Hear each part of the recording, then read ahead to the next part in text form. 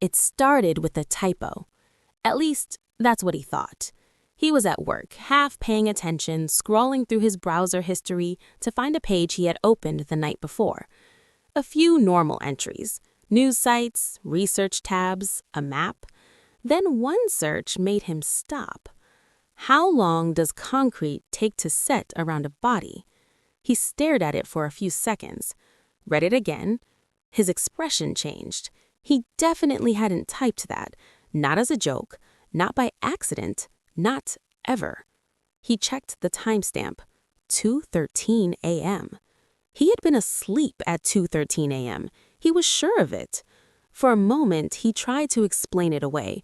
Maybe malware, maybe some tab opened in the background, maybe someone else had used his laptop. But then he noticed the search directly under it. What temperature destroys dental enamel? His throat tightened. That one was timestamped 2:16 a.m. Then another. Storage units with 24-hour access near me. 2:21 a.m. Now he wasn't confused. He was cold. Because these weren't random phrases. They formed a pattern, a chain of thought, like someone had sat at his computer in the middle of the night and researched how to make a body disappear. He scrolled further. More searches, more timestamps, all between 2:13 a.m. and 2:31 a.m. Then one final entry at the bottom. No question, no typo, just an address. His address. He kept staring at the screen. At his own address. Typed into his own browser at 2:31 a.m. For a few seconds, he didn't move, didn't blink, just read the line over and over, like the meaning might change if he looked at it long enough. But it didn't. It was his street, his building, his apartment number, entered manually, not clicked from a saved location, not autofilled from a delivery app, typed. On purpose. His chest tightened. He opened the browser's detailed history. The cursor hovered over each entry. Every search had been made from his laptop. Same browser, same profile, same session. No sign of a second user, no guest mode, no remote login alert. Nothing unusual. That was the part that unsettled him most. Because if someone else had done it, there should have been evidence, a login, a new device, a permission request, something. Instead, the history looked clean, too clean, like the system believed he had searched every one of those things himself. He checked his phone. No calls, no messages, no missed notifications during that time. Then he opened his sleep app, a habit he usually ignored. Last night's entry loaded. And his stomach dropped. There was a gap from 2:11 a.m. to 2:34 a.m. No movement data, no heart rate reading, nothing. As if the watch had been removed, or as if he simply hadn't been wearing it. But he remembered putting it on before bed. Clearly, that part he was sure about. He looked up slowly, across the office. People talking, typing, coffee machines humming. Everything normal. And suddenly that made it worse, because normal life was still happening, while his browser history read like the planning phase of a crime. He went back to the search list, scrolled once more, carefully this time, and noticed something he'd missed before. Between the searches about concrete and storage units, there was one entry with no timestamp, just a cached page title, like it had been deleted badly or overwritten. He clicked it. The page wouldn't open, but the saved title was still there. Only 4 words. If he wakes up. He read it twice. If he wakes up. Not if I wake up. Not some generic search. If he wakes up. His hands went still on the keyboard, because that line changed everything. The earlier searches had felt disturbing. This felt personal, specific, written by someone thinking about him from the outside. as if sometime between 2:11 a.m. and 2:34 a.m., the person using his laptop hadn't been imagining a victim. They had been sitting close enough to watch one sleep. He opened the browser cache. Most of the page data was corrupted, but the title remained. No URL, no preview, just those 4 words floating there like a sentence cut out of a much larger thought. He checked the rest of the deleted items. More fragments, broken titles, half-saved tabs. One said sedation duration. Another, noise through shared walls. His breathing slowed, not because he was calming down, but because his mind had started doing what panic couldn't, organizing, looking for structure. This wasn't random searching. It was procedural, a person working through a problem, a plan meeting obstacles. He opened the location history on his phone. Nothing unusual. Then the building entry app. One digital unlock at 6:14 p.m. when he came home. No other entries under his account. But when he opened the full access log for the building, his eyes narrowed. At 2:09 a.m., a maintenance override had been used on the rear entrance. No apartment number attached, no resident name, just master access. His stomach turned. He clicked into the details. The override credential belonged to building management, used rarely, usually for plumbing, electrical faults, emergencies. But there had been no emergency alert last night, no building-wide email, no repair notice, nothing. He sat back slowly. Now the timeline was starting to form. 2:09 a.m., master access at the rear entrance. 2:11 a.m., his sleep data stops. 2:13 a.m., the searches begin. 2:34 a.m., the gap ends. 23 minutes. That was how long someone had needed. He should have gone to the police, he knew that. But instead, he made the mistake people always make when something impossible brushes too close to real life. He kept digging. He opened his laptop's recent files. Most were normal, PDFs, work docs, a spreadsheet. Then one item near the top froze him, a video file, created at 2:28 a.m. He didn't remember recording anything. He clicked it. The video opened, dark frame, low light, heavy digital grain. At first, he couldn't tell what he was looking at. Then the shape in the image became clear. A bed. His bed. And someone in it, still asleep. Then the camera moved slightly, and in the lower corner of the frame, a hand entered, not touching him, just hovering there, as if deciding. He paused the video. Too late. The image was already burned into him. That hand, out of focus, hovering above the bed like it hadn't decided whether to wake him or test whether he was already awake. He forced himself to breathe and drag the timeline back, frame by frame. The room stayed dark, lit only by the weak street light bleeding through the curtains. His body on the bed, still, unaware. Then the hand again. Male, probably. No glove, no ring, just skin and a dark sleeve. It entered slowly from the left side of the frame, hung there for 2 seconds, then withdrew, as if something had interrupted the decision. He kept scrubbing. The camera dipped lower. For a moment, the mattress filled the frame. Then the lens tilted toward the nightstand.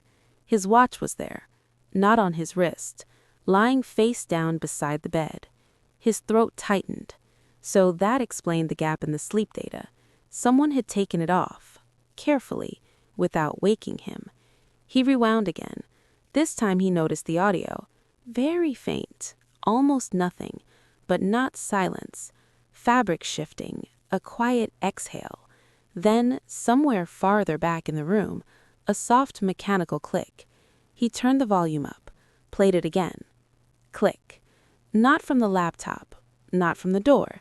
Smaller than that, precise, like someone pressing a button or switching off a tiny device. He kept listening, and then he heard something worse. A voice. Low, muffled, close to the mic. Not enough to make out a full sentence, just a few words. He cleaned the audio as much as he could, ran it through a filter, played the segment over and over. Finally, the phrase surfaced through the static. He's heavier than expected. He sat back slowly. The room around him, his office, the keyboards, the low conversation, the printer humming somewhere behind him, suddenly felt fake, too bright, too normal, because that sentence meant this had gone beyond surveillance. This wasn't someone watching him. This was someone planning to move him. He looked back at the waveform. There was another voice now, farther from the camera, sharper, only 4 words. Then leave him here. His hands went cold. 2 people, not 1. He checked the remaining seconds of the video. The camera lifted slightly, panning across the room, past the bed, past the half-open closet, past the chair in the corner with yesterday's clothes on it. Then it stopped, zoomed in. At first, he didn't understand why. Then he saw it. A reflection in the black TV screen across the room. 2 blurred figures, one standing near the bed, and one already at the bedroom door. The one at the door turned slightly, and for half a second, the hallway light caught his face. Recognition hit so fast it felt physical. He knew him, not personally, but enough. The man was wearing the navy jacket with the stitched white logo from building maintenance, and pinned to the chest, an ID card, too blurred to read the name, but clear enough to identify the department. Facilities access. He stared at it, then at the timestamp again. 2:28 a.m. He opened his email, searched the building notices. 3 days earlier, there it was. Routine inspection of smoke detectors and vents. Access may be required between 1 p.m. and 5 p.m. He remembered that visit. The maintenance guy had been inside for less than 10 minutes. Polite, forgettable, efficient. Spent a little too long in the bedroom maybe, but at the time that hadn't seemed strange. Now it did, because if someone had needed a way in later, that visit would have been perfect for it. Perfect to check the locks. Perfect to study the layout. Perfect to leave something behind. His eyes drifted back to the dark frame of the video, to the angle, to how steady it had been. His pulse started climbing again. This footage had not been shot by hand the whole time. At least part of it came from somewhere fixed, somewhere already inside the room. He stood up so fast his chair rolled backward, and for the first time since opening the history log, he stopped looking at the screen and started looking at his apartment in his mind. The vent above the closet, the smoke detector, the bookshelf facing the bed, all the places a camera could sit quietly while he slept under it for days. Then his phone buzzed on the desk, a new browser sync notification, from his home laptop. 1 tab opened. He wasn't home. He didn't move for a second, just stared at the notification. 1 tab opened, from his home laptop, at 11:42 a.m. He was still at work. His laptop at home should have been closed, asleep, untouched. His throat tightened as he opened the browser sync panel. 1 active session. Home, Windows. Status, in use now. A single tab was open. No title at first, just a loading icon. Then it resolved, and his stomach dropped. It was a search page. 1 query. How long before a person notices missing time? He felt the blood drained from his face, because that meant whoever had been in his apartment last night, or whatever had been done there, wasn't finished. Someone was in his place now, using his laptop, on his account, in the middle of the day. He clicked device activity. No new login, no suspicious location.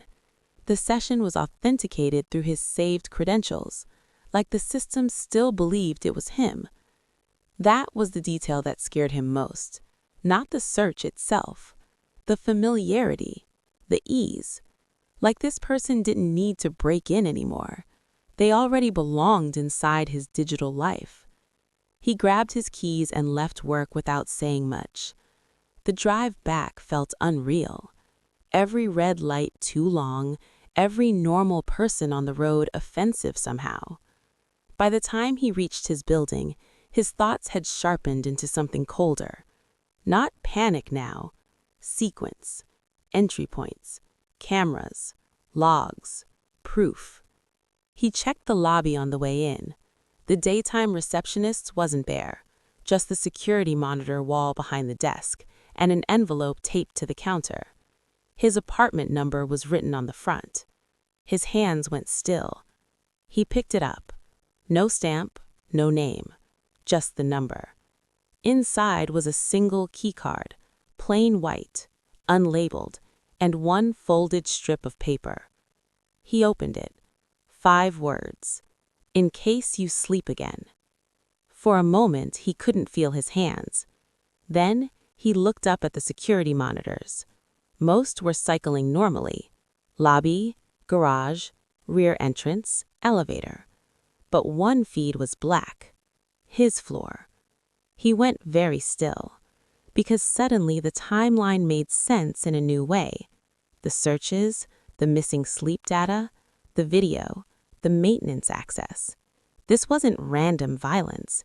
It was method, testing, observation, access. They had studied how deeply he slept, how long they had, what he noticed, what he didn't. And now, someone had opened his laptop again while he was away, which meant one thing. Either they had come back, or they had never really left with empty hands. The elevator ride up felt longer than it was. When the doors opened onto his floor, the hallway was silent. Too silent.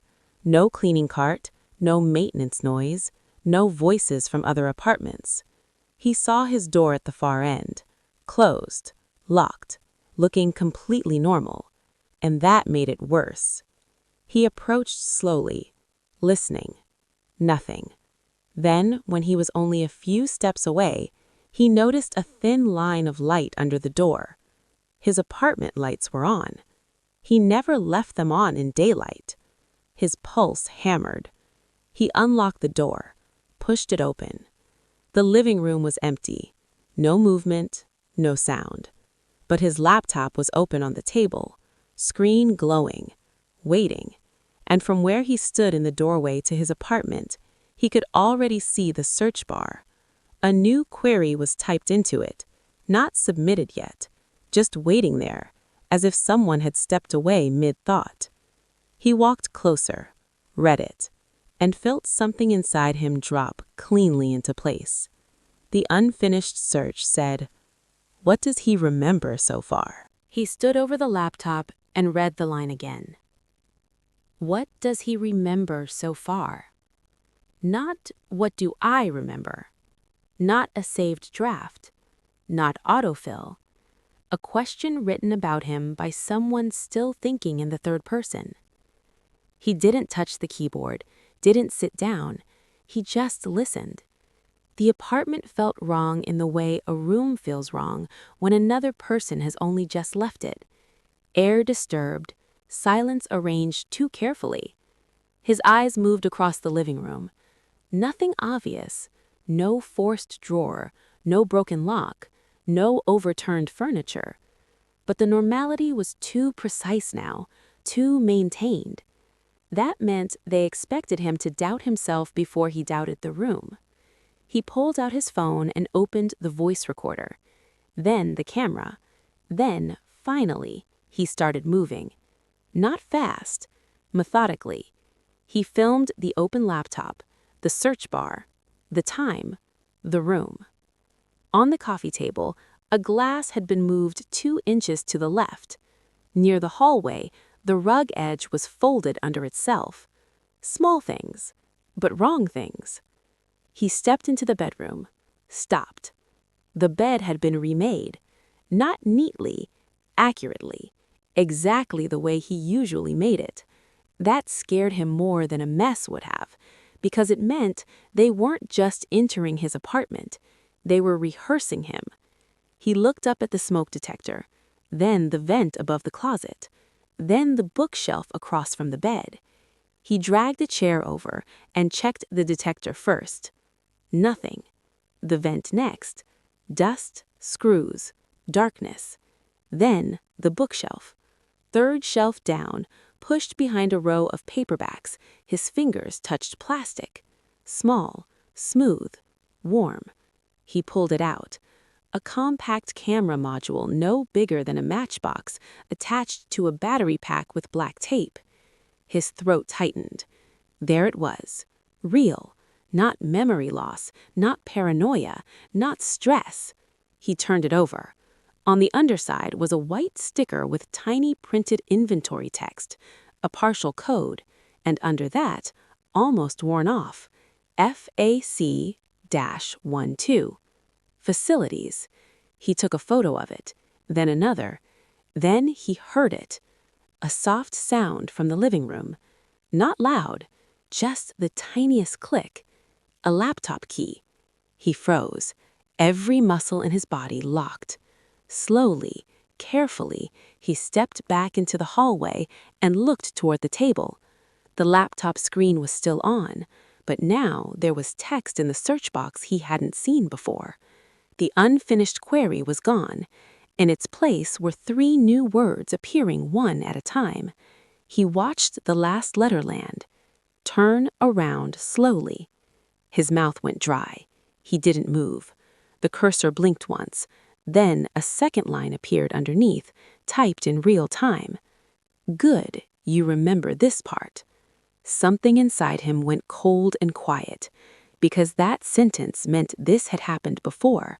Not the searches, not the break-in. This moment, the stillness, the awareness, the realization.